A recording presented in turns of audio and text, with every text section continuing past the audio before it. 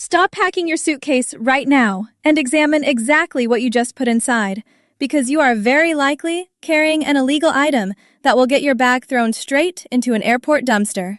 Travelers are losing hundreds of dollars or getting stranded in a matter of seconds, all because of innocent carry-on choices. It is no accident. The system is entirely built to catch everyday travelers off guard. These fatal carry-on traps are written deep into federal aviation law, and if you do not know exactly what to look for, you are going to be their next victim. The very first trap starts before you even reach the security line. Imagine walking up to the exact gate of your flight. You hand the agent your ticket, and they tell you that your brand new $600 suitcase is illegal to fly.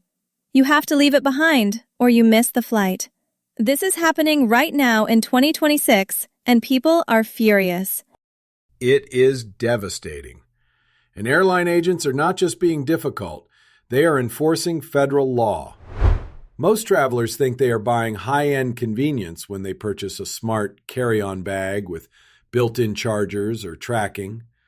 But under federal aviation regulations, you might be buying a one-way ticket to a hazardous materials violation. Oh, wow. Wait, a hazardous materials violation over a USB port on a suitcase? How does that even happen? The problem is the lithium battery inside. If your flight is full, which is almost every flight today, the gate agent will force you to check your carry-on down below. But federal rules mandate that the battery must be removed before it ever goes into the cargo hold to prevent thermal fires. If your smart bag was designed with a non-removable battery, it is completely banned from the aircraft. Seriously? So if you cannot rip the battery out right there at the boarding door, your bag just stays in the terminal indefinitely? Exactly. It is left behind. And before you think you are safe just because you can pop the battery out, listen to this.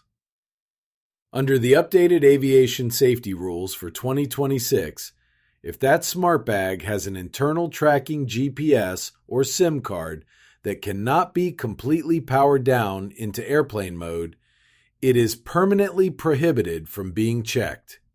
Period. But even if your bag is fully legal, what you put inside it can trigger an entirely different federal trap.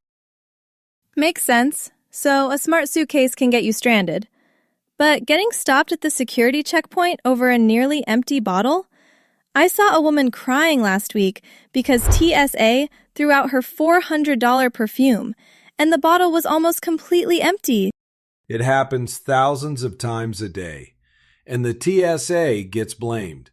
But the traveler actually broke a strict federal protocol. Most people believe the famous 3.4-ounce rule applies to the liquid itself. It does not. Exactly! Wait, what do you mean? If I only have 1 ounce of shampoo left in a 6-ounce bottle, it is still just 1 ounce of liquid. Logic says yes, but TSA regulations dictate that the officers must evaluate the capacity of the container, not the volume of the contents inside.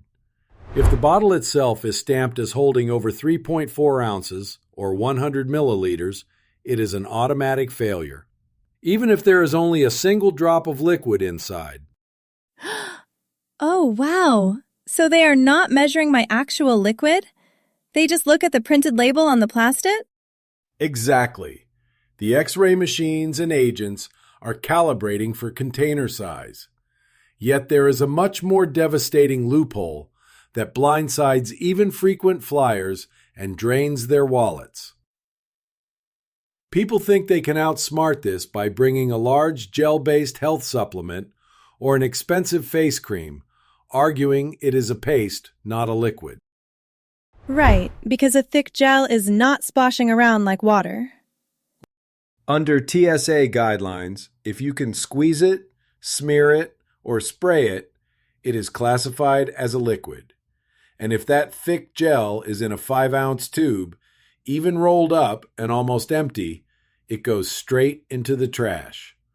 There is zero negotiation allowed.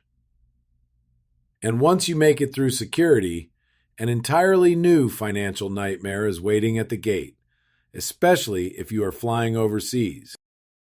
Oh man, I thought throwing away expensive face cream was bad, but you mentioned a trap that forces Americans to pay massive unexpected fines during their vacation just for bringing a normal suitcase. It is one of the most profitable traps in international travel. In the United States, we only worry about the physical size of our bag. If it fits the metal sizer box, you board. But the moment you land in Europe, the rules change entirely. Makes sense, but change how?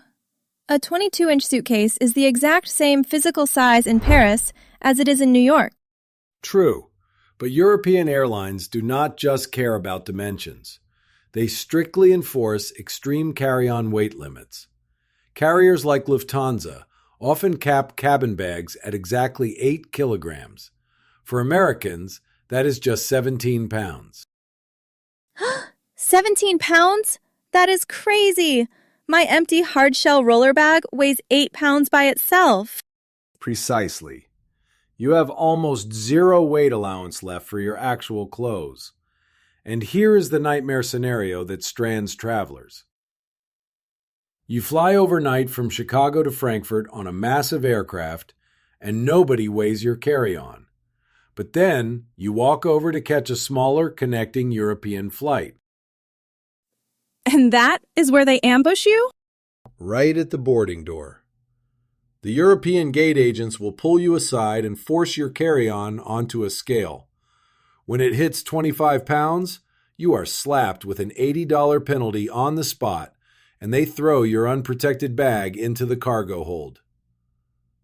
And throwing your bag into that cargo hold unleashes a liability loophole that you need to hear to believe. Oh, wow. Wait, so if a gate agent forces you to check your carry-on right at the boarding door, what actually happens to your expensive items inside? Usually, you do not even get a real printed baggage ticket at the gate.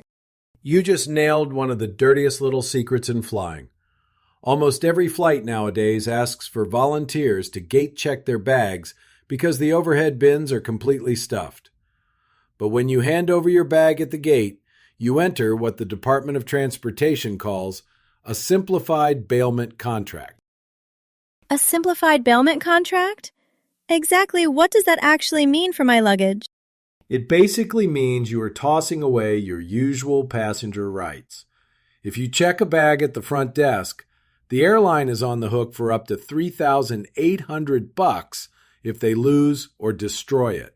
But with a free gate check, those rules vanish. If a baggage handler smashes your laptop or steals your camera, the airline generally does not owe you a single dime. Makes sense. But by volunteering to help them save time during boarding, I am giving up my right to be reimbursed if they destroy my belongings? Exactly. The moment you hand that bag to the gate agent, those valuables are traveling entirely at your own risk. And standard travel insurance policies frequently deny claims for items surrendered at the gate, citing gross negligence. Of course, you might think keeping your valuables on your person is totally safe, but international duty-free rules will prove you dead wrong. Exactly. Okay, so checking your bag at the gate can cost you everything inside. But what if you carry it with you? I have friends who buy hundreds of dollars of duty-free liquor or perfume in Europe, thinking they are totally safe because the airport sold it to them after security. That is a brutally expensive assumption. Travelers believe that a duty-free plastic bag is a magic shield against the Transportation Security Administration. But the moment you land in the United States and have to catch a connecting domestic flight, that European duty-free bag is treated as an active threat. Oh, wow. Wait, they make you go through security again for a domestic connection? Even if the bottle is fully sealed from a Paris duty-free shop? Yes. To get that oversized bottle through a United States checkpoint, it must be sealed inside a highly specific, security, tamper-evident bag. But here is the massive trap that catches thousands of travelers off guard.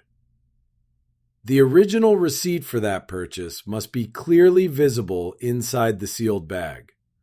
If the cashier prints the receipt and hands it to you separately, or if it slips behind the bottle where the officers cannot read it, they will instantly confiscate a $300 bottle of wine.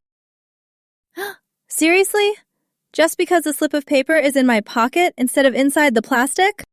Exactly. And it gets worse. Let us say the receipt is perfectly visible. If you get bored on your 9-hour flight and decide to adjust the handle on that plastic bag, tearing the tamper-evident seal even a fraction of an inch, the federal protection is completely voided. There is zero appeal process. It essentially becomes just another oversized liquid, and it goes straight into the trash. And speaking of the trash bin, there is one popular travel item that gets confiscated more than anything else, despite what the packaging promises. Makes sense. Letting them toss your expensive wine is terrible, but I know people who have had things confiscated that were not liquids at all, like those expensive little travel multi-tools. People think they are completely safe because they do not have a large knife on them. That is a massive misconception that costs travelers hundreds of dollars every single day. People buy those specific multi-tools precisely because the packaging says they are TSA compliant, featuring a blade that is under 2.36 inches. But they are missing a hidden federal protocol. Wait, if the blade is under the legal limit, why would a security agent just throw it in the trash? Because the agents are not just measuring the blade. First, under TSA regulations, any tool must have a total length of 7 inches or less from end to end when fully opened. If your little folding plier tool exceeds 7 inches fully extended, it is automatically confiscated. However, the most brutal confiscation rule has absolutely nothing to do with size, and it catches everyone off guard. Oh, wow.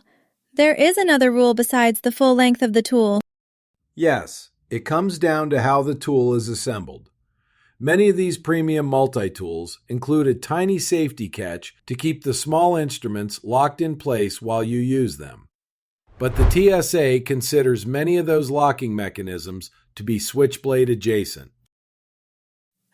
Switchblade adjacent? That is insane! Just because it locks so you do not cut your own finger? Exactly.